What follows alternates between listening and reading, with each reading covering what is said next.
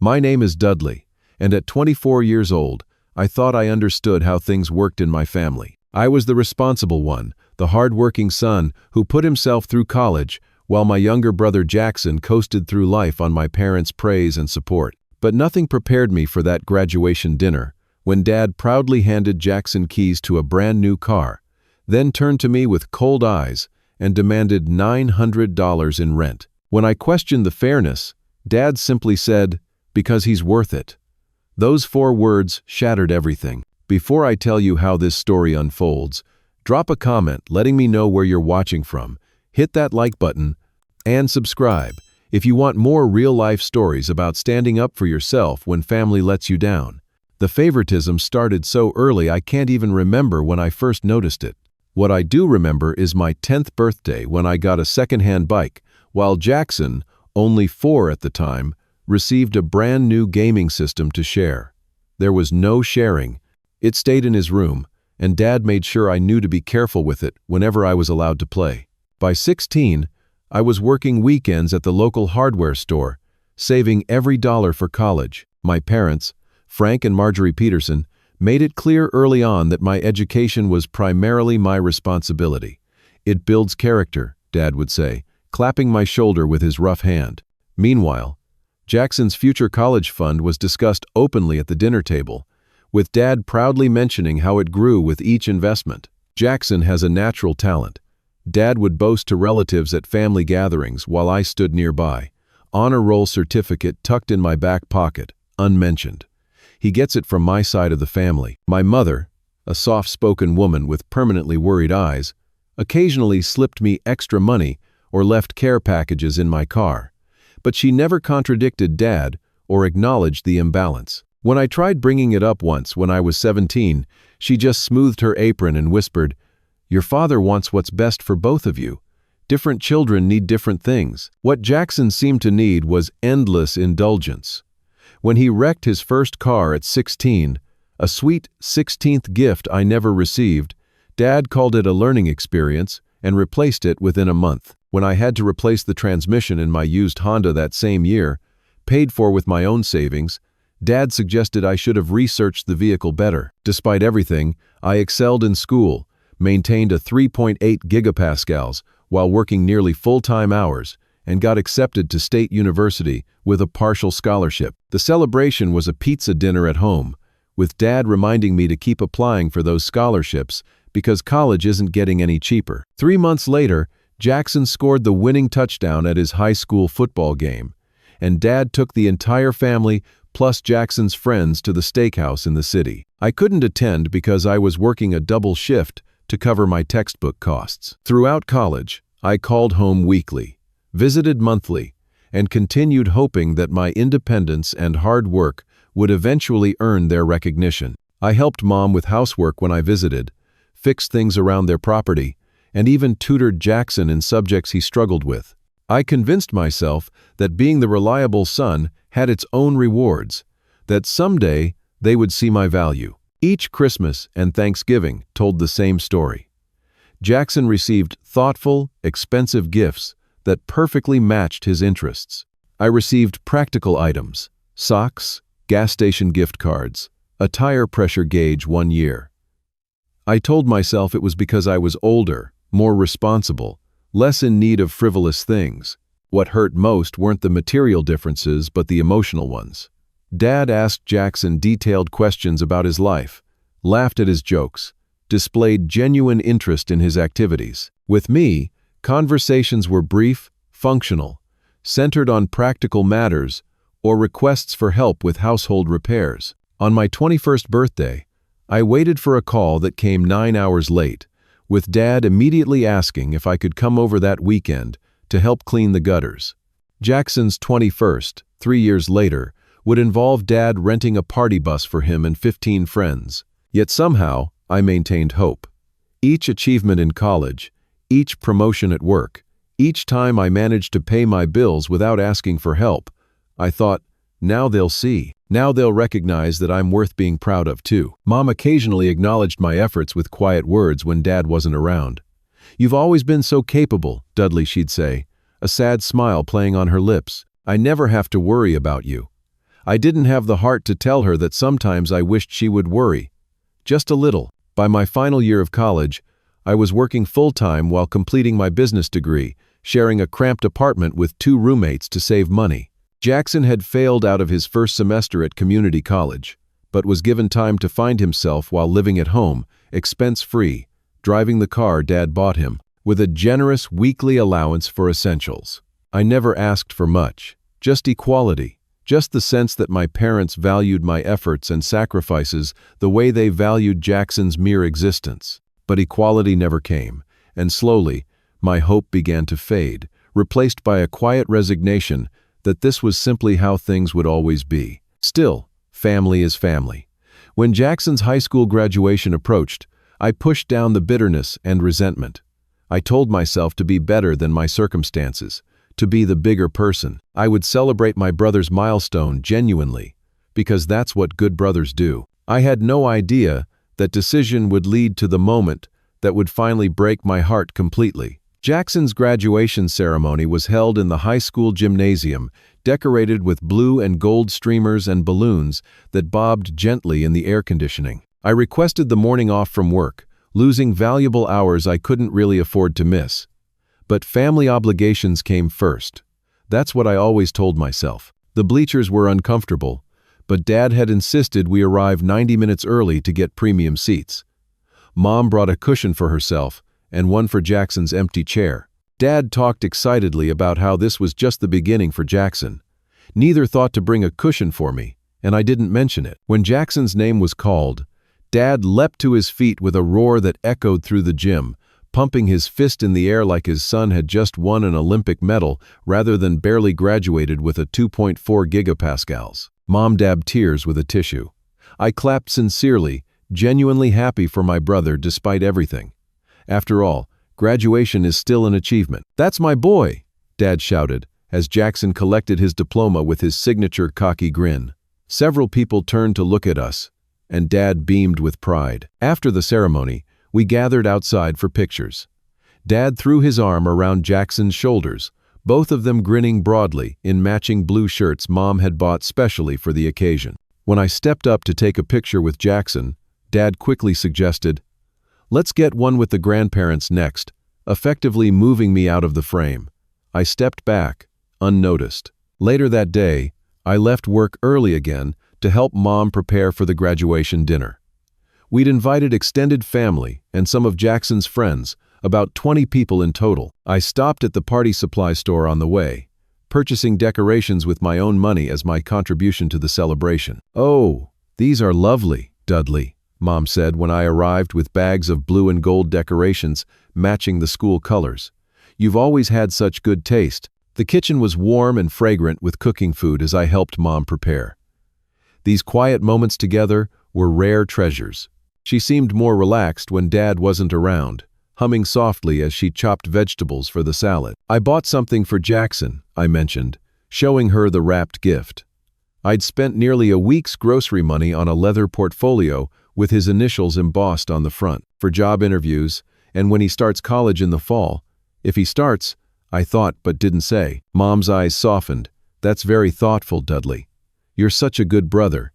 She paused, wiping her hands on a dish towel. "Your father has something special planned for Jackson tonight. Something big." My stomach tightened, but I kept my expression neutral. "That's great.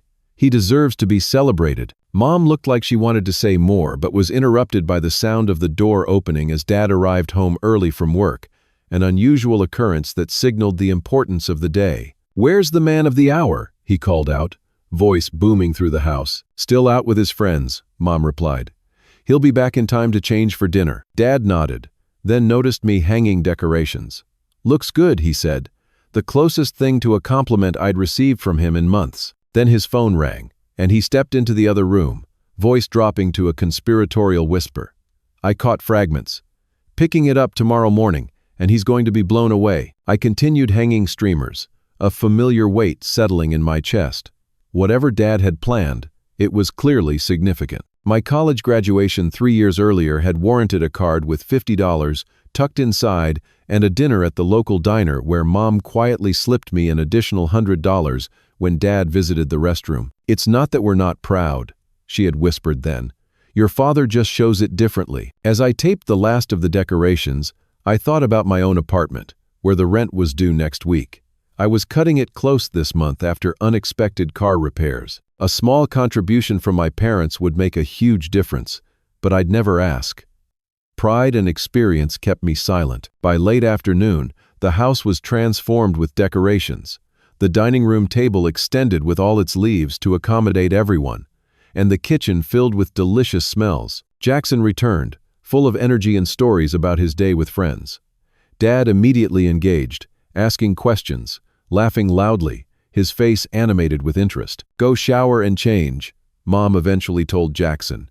"Guests will be arriving soon." While Jackson got ready, I helped Mom with the final preparations. Dad disappeared to take care of something in the garage, returning with a mysterious smile that he shared with Mom but not with me. "Everything's set," he told her quietly.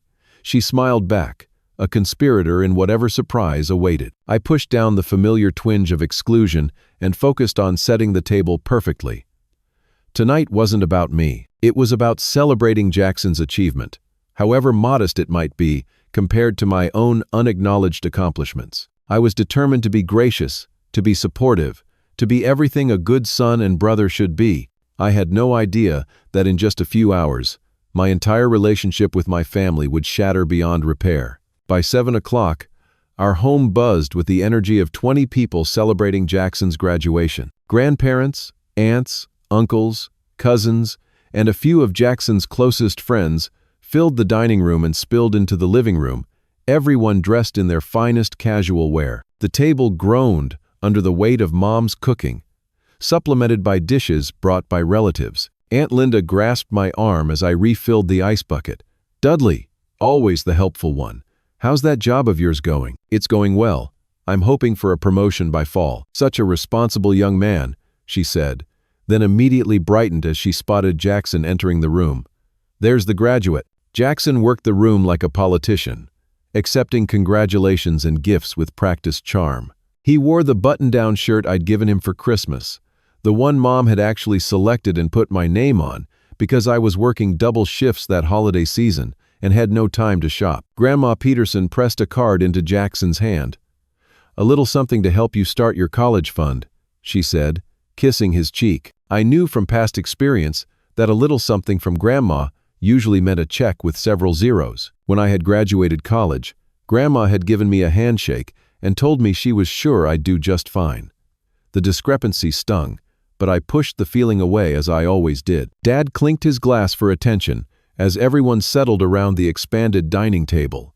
Jackson sat at his right hand, the position of honor. I was halfway down the table, wedged between Cousin Brian and Jackson's friend Tyler. "Today," Dad began, his voice thick with emotion, "we celebrate a tremendous achievement. Jackson, son, graduating high school is just the first step in what I know will be an extraordinary journey." The room murmured in agreement. I nodded along, trying to ignore the fact that my college graduation speech had lasted approximately 15 seconds and included the phrase, "Now the real work begins." "Your mother and I couldn't be prouder," Dad continued.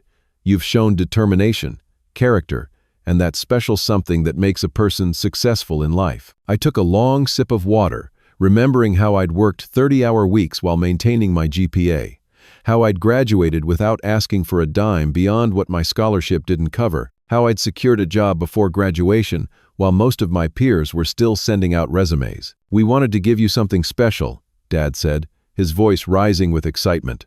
"Something to show you that hard work and dedication don't go unnoticed in this family." My attention sharpened.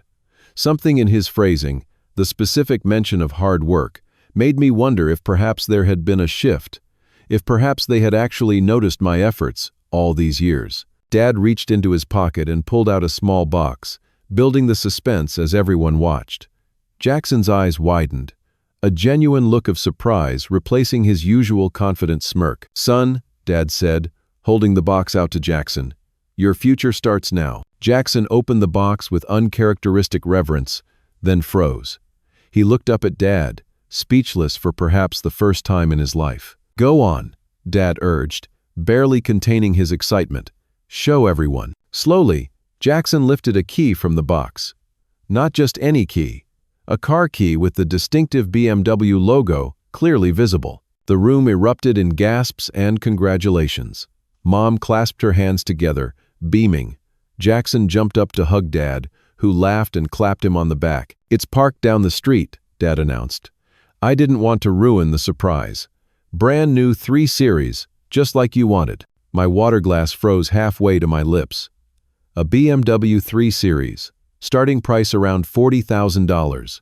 More than I made in an entire year at my current salary. The room buzzed with excitement as everyone moved toward the front door, eager to see the extravagant gift. I remained seated, unable to move, a strange numbness spreading through my body. They returned minutes later, everyone talking over each other about the car's features, the color, the luxury package Dad had splurged on. Jackson couldn't stop grinning, car keys clutched tightly in his hand like he feared someone might take them away. As the excitement settled and people retook their seats to continue dinner, Dad turned to me for the first time that evening. His expression changed so completely, it was like watching a mask slide into place. The warm, proud father vanished, replaced by the stern, businesslike man I knew all too well. "Dudley," he said, voice flat, "rent's due. $900 by Sunday. You're an adult now, and adults pay their way." The table didn't fall silent this time. Most conversations continued, as if this exchange was too ordinary to warrant attention. But those closest to us heard, and a small pocket of uncomfortable quiet spread around us. I stared at my father, trying to process the whiplash of watching him gift a luxury car to my brother and then immediately demand rent money from me. Money I technically owed, yes, as we'd agreed when I temporarily moved back home to save for a better apartment. But the timing and the public nature of the demand hit like a physical blow. "Why?" I asked, my voice quiet but steady. "Why do I pay while he gets rewarded?" The pocket of silence expanded. More relatives tuned in, sensing conflict. Dad's expression hardened. "Because he's worth it." 4 words. Just 4 simple words. But they confirmed every insecurity, every suspicion, every hurt I'd pushed down for 24 years. In my father's eyes, Jackson was worth investing in. I was worth collecting from. The room fell completely silent now, all eyes darting between Dad and me. Mom's face had gone pale, her lips pressed into a thin, worried line. Jackson, for once, looked uncomfortable, glancing between Dad and me with dawning comprehension. I carefully placed my napkin beside my plate and stood up. "Excuse me," I said to no one in particular, my voice sounding distant in my own ears. No one stopped me as I walked out of the dining room, through the kitchen, and out the back door. The cool evening air hit my face, and I took a deep breath, trying to calm the storm building inside me. Behind me, I heard the murmur of conversation resume, heard Dad's booming laugh as he smoothly changed the subject, moving attention back to Jackson's achievement and his shiny new BMW. I stood in the backyard for a long time, staring at the old oak tree where Dad had built Jackson a treehouse when he was 8. I had been 12 then, and asked if I could help build it. "This is something special between me and Jackson," Dad had said. "Maybe next time." There never was a next time. In that moment, as darkness fell around me and the sounds of celebration continued inside, something broke inside me. But something else, something stronger, was finally set free. 2 hours later, I sat in my car parked a block away from my parents' house, hands gripping the steering wheel though the engine remained off. The dinner had continued without me. No one had come looking. Eventually, I'd slipped back in through the side door, grabbed my jacket, and left without anyone noticing my final departure. Now, as midnight approached, and the last guests' cars disappeared from the curb, I watched the lights go out in the house one by one. The porch light remained on, illuminating the driveway where Jackson's new BMW now sat, gleaming under the yellow glow. "Because he's worth it." Dad's words echoed in my head, each repetition cutting deeper. This wasn't the first time I'd felt the sting of unequal treatment. When I was 15, I'd tried to talk to Mom about it after Dad spent a month's salary on Jackson's hockey equipment, while telling me to save up for my own school trip. "Your father just worries about Jackson more," she'd explained gently. "You've always been so self-sufficient, Dudley." Self-sufficient. The word had become both my pride and my prison.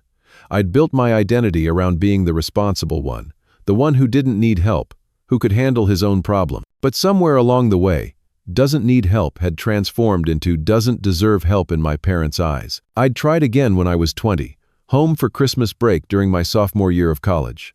Dad had given Jackson an expensive gaming laptop for school, though his grades were barely passing. I received a gift card to a department store. It just seems uneven.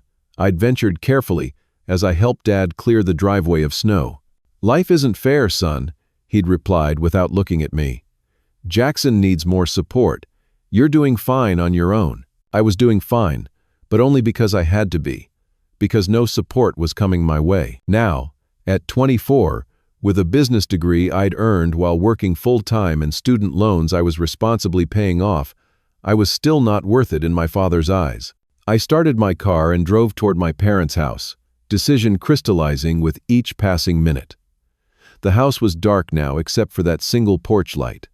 The celebration was over. Jackson was probably in his room, admiring his car keys. Dad and Mom would be getting ready for bed, another milestone successfully marked. I parked on the street and used my key to enter silently. The house smelled of lingering food and celebration. Dirty dishes were stacked in the sink, waiting for morning, or, more likely, waiting for me to volunteer to wash them as I usually did. Moving quietly through the familiar rooms, I headed to the small bedroom at the back of the house that had been mine growing up, and now served as my temporary lodging, while I saved for a better apartment. Temporary had stretched to 6 months, as I juggled rent payments to my own father, along with student loans and living expenses. I pulled my duffel bag from the closet and began packing methodically. Only essentials, clothes, toiletries, important documents, my laptop and chargers, a few books. The photo album my grandmother had made me before she passed, one of the few people who had seemed to see me clearly. As I packed, I came across items that triggered memories. The high school debate team trophy Dad had never attended to see me win, the college acceptance letter Mom had hugged me for while Dad merely nodded, the watch I had bought myself as a graduation present because no one else had thought to mark the occasion with something meaningful. I left behind the furniture, the childhood toys, the accumulated possessions of 24 years that suddenly seemed to anchor me to a place where I would always be second best. In the desk drawer, I found a notepad and pen. I sat on the edge of the bed, thinking carefully about what I wanted to say. No drama, no accusations, just truth. After several false starts, I wrote, "Mom, Dad, and Jackson, I'm leaving. Not just the house, but this dynamic where one son is worth investing in and the other is worth collecting from. I've tried for years to earn equal standing in this family through hard work, responsibility, and loyalty. Tonight made it clear that will never happen. Dad, when you said Jackson is worth it, and I am not, you confirmed what I've felt for years. I won't live under that judgment anymore. I've paid my rent through the end of the month. My room is clean. Consider this my notice of permanent departure. I need time away from all of you to build a life where I am valued. Please don't try to contact me for a while. Dudley." I folded the note neatly and carried it with my duffel bag to the kitchen. The refrigerator was covered with Jackson's achievements. Sports photos, his graduation announcement, articles from the local paper mentioning his name. Nothing of mine had ever earned that space.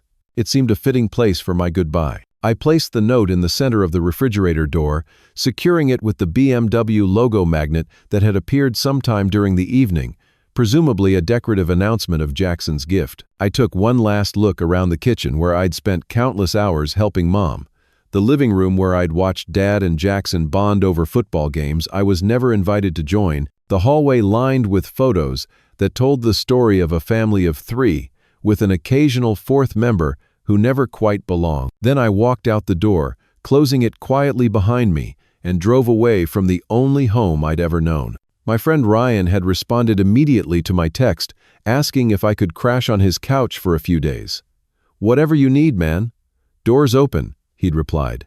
Ryan was one of the few people who understood my family situation, having witnessed the disparity firsthand over the years of our friendship. As I drove through the quiet streets toward Ryan's apartment, I felt a strange mixture of grief and liberation. I was leaving behind not just my family but the hope that had sustained me for years, the belief that eventually my efforts would be seen, my value recognized. But with that grief came an unexpected lightness. For the first time in my life, I was choosing myself. Not out of selfishness, but out of self-preservation. Because he's worth it worked both ways. Maybe I was worth more than what my family could give me. My phone remained silent on the seat beside me. No one had noticed I was gone yet.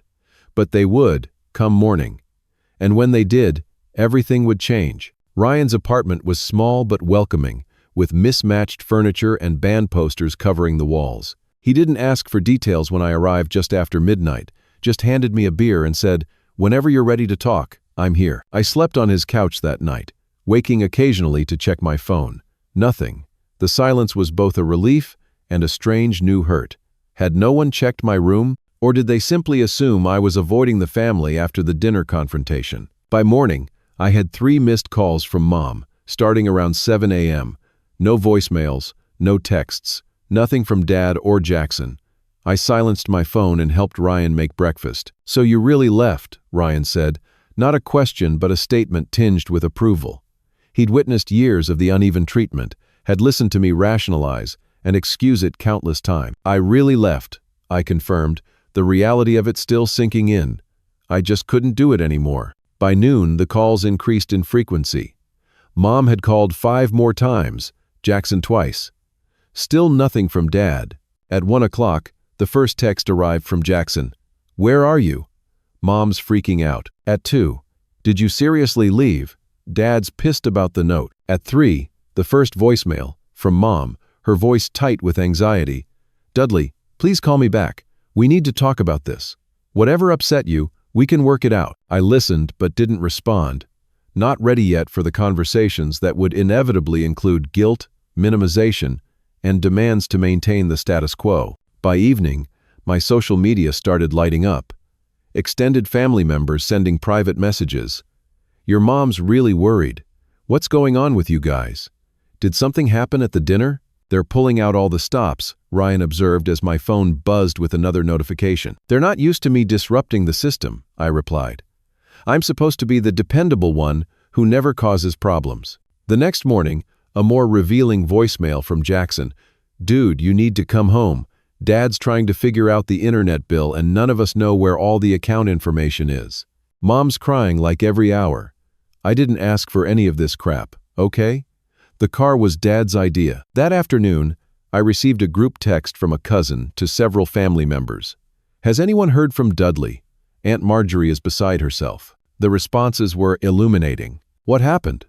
They were just at Jackson's graduation dinner. "Something about Frank saying Jackson was worth a car, but Dudley has to pay rent." That sounds like Frank. To be honest, Dudley's always gotten the short end. About time someone called them on it.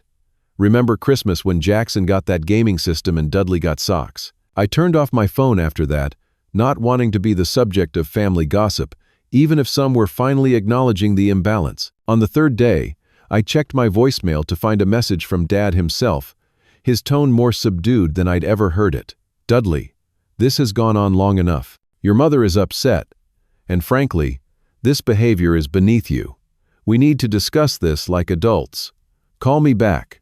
No acknowledgement of his words. No recognition of why I might have left. Just the expectation that I would fall back in line. Ryan watched me delete the message. "He still doesn't get it, does he?" "No," I said. "And he probably never will." A week passed. I found a small studio apartment I could afford and signed a month-to-month lease. Ryan helped me buy essential furniture from secondhand stores. I notified work of my new address and settled into a routine that felt surprisingly comfortable despite its novelty. The calls and texts continued, but became less frequent. Mom still reached out daily, her messages growing increasingly plaintive. "Please just let me know you're safe. We can talk about what's bothering you. The family isn't the same without you." Jackson's messages evolved too, moving from annoyance to something approaching awareness. "Dad's been impossible since you left. I didn't realize how much you buffered things." And later, "I never thought about how different Dad is with us until now." The most surprising communication came from my Aunt Patricia, Dad's sister, who had always kept a polite distance. "I saw this coming years ago. Frank treats you the way our father treated him. Doesn't make it right. You're welcome here if you need a place to land." 3 weeks after my departure, I received an email from Dad with the subject line, "Property." The body was terse. "I've packed your remaining belongings. They'll be in the garage for pickup. Let me know when you plan to collect them so we can arrange access." No mention of wanting to see me. No acknowledgement of my note or the reasons for my departure. Just practical logistics, as if I were a tenant vacating a property rather than a son leaving home. I replied with equal brevity, suggesting a time when I knew he would be at work, avoiding the confrontation neither of us was ready for. Mom, however, made sure to be home when I arrived to collect my things. She looked smaller somehow, her eyes red-rimmed and anxious, as she watched me load boxes into my car. "He doesn't know how to fix this," she said finally, wringing her hands. "Neither do I." "There's nothing to fix, Mom," I replied gently. "This isn't a broken appliance.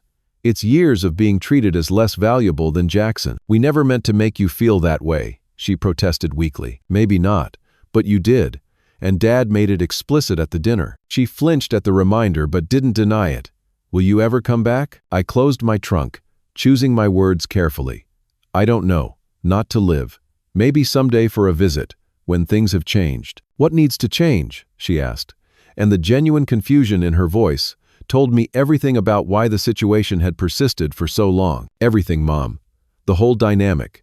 But that's not my job anymore." As I drove away, I glanced in my rearview mirror to see her standing in the driveway, a small figure growing smaller with distance. For the first time, I felt no guilt, no obligation to turn around and make things right for everyone else's comfort. 1 month after leaving, I received the most revealing message yet, a late-night text from Jackson.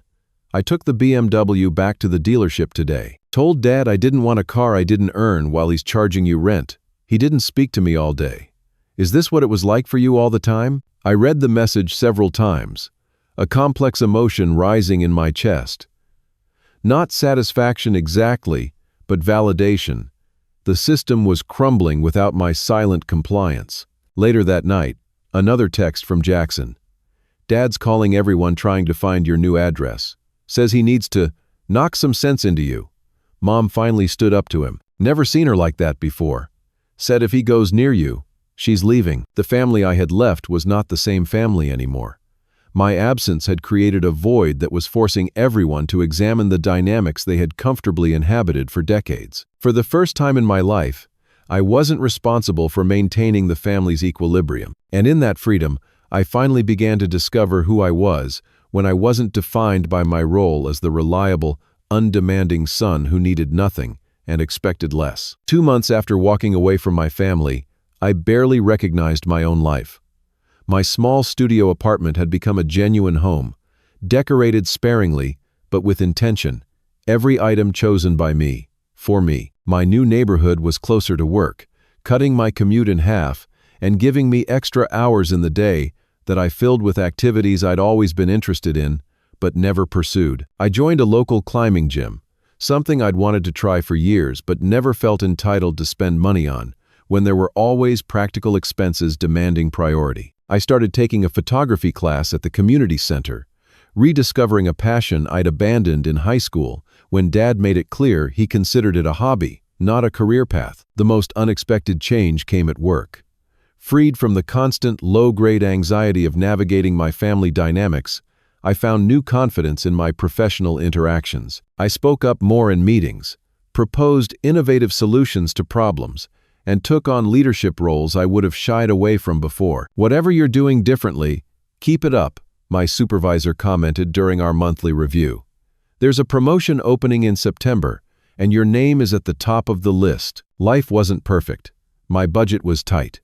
Sometimes I missed the familiar routines of my old life, and certain songs or smells would trigger memories that left me melancholy for days. But underneath it all was a growing certainty that I had made the right choice, perhaps the first choice that was truly for myself. I maintained my distance from my family, reading their messages but rarely responding beyond brief confirmations that I was safe and well. The space allowed me to process 24 years of complex emotions without immediately being pulled back into old patterns. 3 months after leaving, I agreed to meet my mom at a coffee shop halfway between our homes. She looked both better and worse than I expected, thinner but more alert, her posture straighter than I remembered. "You look good," she said after an awkward hug. "Different somehow." "I feel different," I admitted, settling into the chair across from her. "How are things at home?" She stirred her coffee with methodical precision, changing, not always comfortably. She told me how Jackson had indeed returned the BMW, causing a rift with Dad that still hadn't healed. How Dad had tried to reinstate normalcy by focusing on Jackson's college plans, only to be surprised when Jackson announced he wanted to work for a year first to figure out what I really want. "Your father didn't take that well," Mom said with a small, sad smile. "I can imagine. He misses you," she offered tentatively. "He'd never say it, but he does." "Has he ever acknowledged what he said at the dinner?" I asked, keeping my voice neutral. Her eyes dropped to her coffee. "Not in so many words." "Then nothing's really changed, has it?" She looked up, something new in her expression. A resolve I wasn't used to seeing. "I have." I told him I enabled it for too long. The way he treated you, the way I stood by and let it happen. My throat tightened unexpectedly. "Why now, Mom?" "Because seeing you walk away made me realize what it was costing all of us. Especially you." She reached across the table, tentatively touching my hand. "I'm so sorry, Dudley. I failed you. It wasn't everything, but it was something real, something true." I squeezed her hand briefly before pulling away. "I'm not ready to come back yet." "I know," she said. "I just wanted you to know things aren't the same. We're all waking up, I guess." A week later, Jackson texted asking if we could meet. I suggested a burger place near my new apartment, neutral territory that wasn't too intimate. He arrived looking strangely subdued, the cocky confidence that had been his trademark notably absent. He surveyed my appearance with obvious curiosity. "You seem different," he said after we ordered, echoing Mom's observation. "That's what happens when you choose your own life," I replied. He nodded slowly. "I get that now, I think. Or I'm starting to." The conversation was awkward at first, both of us navigating unfamiliar territory. We'd never been close as brothers, our relationship defined primarily by our respective roles in Dad's unbalanced affections. "I never saw it before," Jackson admitted halfway through the meal. "How differently Dad treated us. It was just normal to me." "It was normal to me too," I said, "until it wasn't anymore." "That night at dinner," he continued, pushing fries around his plate, "when Dad said that thing about you not being worth it, I saw your face. And for the first time, I saw the whole picture, you know? Like, all those years of different rules, different expectations." "It wasn't your fault," I said, surprising myself with how much I meant it. "You were a kid. We both were. Maybe. But I never stood up for you. I just took what was given to me and didn't question it. And now I'm questioning everything." He looked up, a flash of the old Jackson confidence returning. "Did you know I returned the BMW? Mom mentioned it. Dad went ballistic. Said I was being ungrateful, throwing away opportunities. But it felt wrong, man. Driving around in a car worth more than you make in a year while Dad's charging you rent. I couldn't do it." I studied my brother's face, seeing hints of a person I hadn't known existed beneath the entitled facade. "What are you going to do now?" I asked. "Work for a while. Figure out what I actually want versus what Dad wants for me." He smiled ruefully. "Turns out I'm not great at being an adult without you around, showing me how it's done. You'll figure it out, like you did?" "I'm still figuring it out," I admitted, "but on my own terms now." As we parted ways outside the restaurant, Jackson hesitated, then asked, "Will you talk to Dad eventually? When he's ready to acknowledge what happened?" "Not before," Jackson nodded. "Fair enough. Just, don't write us all off, okay? Some of us are trying to be better." 4 months after leaving, I received a promotion at work with a substantial raise that allowed me to move to a slightly larger apartment. I began dating again, no longer carrying the constant emotional burden that had made intimate relationships difficult. I expanded my social circle, discovering how much easier it was to form meaningful connections when I wasn't perpetually exhausted from managing family dynamics. 5 months after leaving, Mom and Jackson came to my new apartment for dinner, a tentative step toward rebuilding relationships on new, healthier terms. Dad remained absent, unwilling or unable to make the changes necessary for reconciliation. He's struggling, Mom confided as we washed dishes after dinner. His whole identity was built around being the provider, the decision maker. Now we're all questioning those decisions. That's his journey, I said gently. Not mine anymore. 6 months after walking away, I received an unexpected text from Dad. We should talk. No apology, no acknowledgement. Just 2 words that somehow contained a lifetime of complicated emotions. I stared at the message for a long time before responding with equal brevity. When you're ready to acknowledge what you said and what it meant, I'll be here. 3 days later, his reply came. Sunday. Lunch at Riverside Grill. 1 p.m. It wasn't everything I'd hoped for, but it was a beginning. A recognition, however small, that there was something to discuss, something to potentially repair. As I prepared for that meeting, I realized how much stronger I had become in the months away. The son who had walked away from that graduation dinner no longer existed. In his place was a man who knew his worth wasn't determined by someone else's assessment, even a father's. Whatever happened at Sunday lunch, I would be okay. Because for the first time in my life, I was standing firmly on ground of my own making. The Riverside Grill was neutral territory, a place with no family history attached to it. I arrived early, selecting a table near the window where the September sunlight created pools of warmth on the wooden tabletop. My heart beat a steady rhythm of anxiety mixed with resolve as I waited. Dad arrived precisely at 1 o'clock, his punctuality one of the few traits I'd inherited and still valued. He looked older somehow, the 6 months of estrangement having etched new lines around his eyes and mouth. He spotted me immediately but paused at the entrance, as if gathering himself for what was to come. I stood as he approached the table, our handshake formal and awkward, neither of us quite ready for anything more intimate. He sat across from me, scanning my appearance with the careful assessment that had always made me feel like I was being evaluated rather than seen. "You look well," he said finally. "I am well," I replied simply. A server arrived to take our drink orders, providing a momentary reprieve from the tension. When she left, Dad placed his hands flat on the table, a gesture I recognized from childhood as his preparation for difficult conversations. "Your mother thinks I owe you an apology," he began, his tone measured. "Do you think you do?" He looked away briefly, jaw working. "I think there have been misunderstandings." "That's not the same thing," I said quietly. "What do you want me to say, Dudley?" There was an edge to his voice now, frustration breaking through the careful facade. That I was a terrible father? That I ruined your life? No. Just that you meant what you said at dinner. That in your eyes, Jackson was worth investing in, and I was worth collecting from. I need you to acknowledge that was real, not a misunderstanding. His face tightened, and for a moment I thought he would deny it or walk away. Then something shifted in his expression, a crack in the foundation. "I did say that," he admitted, the words clearly difficult for him. And in that moment, I meant it. The acknowledgement landed like a physical weight, simultaneously painful and liberating. "Why?" I asked. The question I'd carried since childhood finally spoken aloud. Dad was silent for a long moment, looking down at his hands. "Because you reminded me of myself," he said finally. "And I was determined that Jackson wouldn't have to be like me. I don't understand. I grew up the responsible one, the one who had to earn every opportunity while my younger brother was indulged and protected. I swore I'd never create that dynamic with my own children." A bitter smile crossed his face. "Instead, I overcorrected.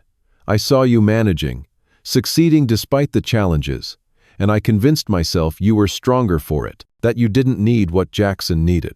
And that justified treating us so differently? Making one son feel valued and the other dispensable? No, the admission seemed to cost him something vital. It doesn't justify it. I was wrong." Those 3 words, "I was wrong," hung between us, changing the atmosphere more profoundly than any lengthy apology could have. For perhaps the first time in my life, my father had acknowledged a fundamental error in his approach to parenting. "Your leaving forced all of us to examine things we'd taken for granted," he continued. "Jackson returning that car was the first time I realized he saw the imbalance too. Your mother standing up to me was another wake-up call." "And what about you?" I asked. "What have you realized?" "That I lost a son by trying to protect another." His voice roughened. That my fear of repeating my father's mistakes led me to make different but equally damaging ones. We talked through the meal, the conversation moving between difficult acknowledgments and tentative steps forward. There was no dramatic reconciliation, no moment where everything was suddenly healed. Instead, there was something more valuable. Honesty, perhaps for the first time. "I'm not moving back home," I said as we finished our food. "I know," Dad replied. "That part of our relationship is over.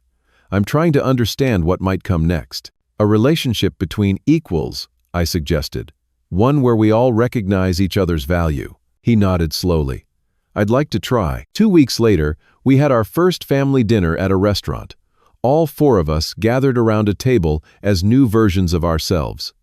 Mom spoke up more, offering her opinions rather than deferring to Dad. Jackson showed flashes of maturity I'd never seen before, talking about his job and his developing plans for community college. Dad was quieter, more thoughtful, occasionally catching himself when old patterns emerged. And I was different too.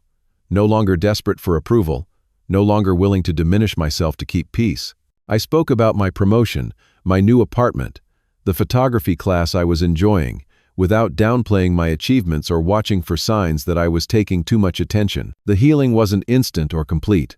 There were difficult moments, old habits that resurfaced, hurts that couldn't be erased by a few conversations. But beneath it all was a foundation of truth that hadn't existed before. 3 months later, at Thanksgiving, we gathered at my apartment, a deliberate choice to establish new traditions in a space where old roles had no power. As we prepared the meal together, I caught Dad watching me with an expression I couldn't quite identify. "What?"